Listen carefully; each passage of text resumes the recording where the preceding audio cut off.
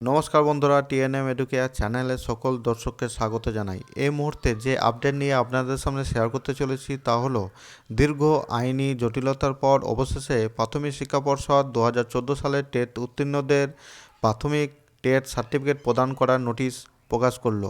চলুন নোটিশে কি বলছে দেখে নিই। তার আগে বলি, আপনি যদি আমার চ্যানেলে প্রথম দর্শক হয়ে থাকেন তাহলে চ্যানেলটি অবশ্যই সাবস্ক্রাইব করে চ্যানেলের সঙ্গে যুক্ত থাকুন পরবর্তীতে এই প্রাইমারি রিলেটেড যে কোনো ধরনের আপডেট পাওয়ার জন্য।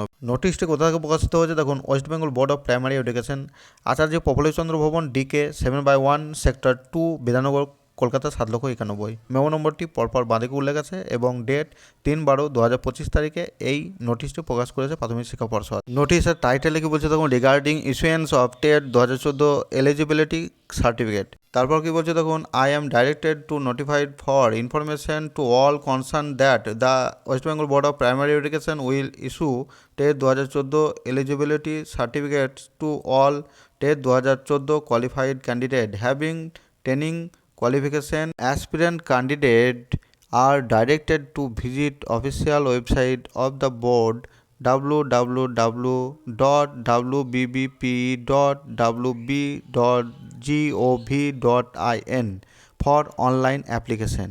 They are requested to click on the link TET 2014 eligibility certificate. তারপর কি বলছে দেখুন, the portal will remain alive 3rd December 2025 until 24 December 2025।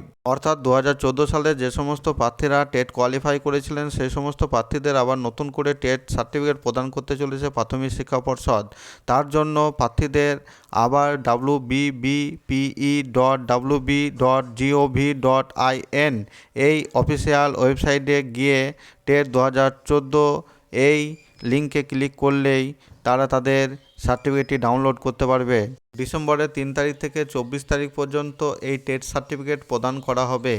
আমার ভিডিওটি যদি আপনাদের হেল্পফুল বলে মনে হয় তাহলে একটি লাইক দিয়ে চ্যানেলটি সাবস্ক্রাইব করে রাখুন পরবর্তীতে প্রাইমারি রিলেটেড যে কোনো ধরনের আপডেট পাওয়ার জন্য। ভিডিওটি দেখার জন্য সকলকে অসংখ্য ধন্যবাদ।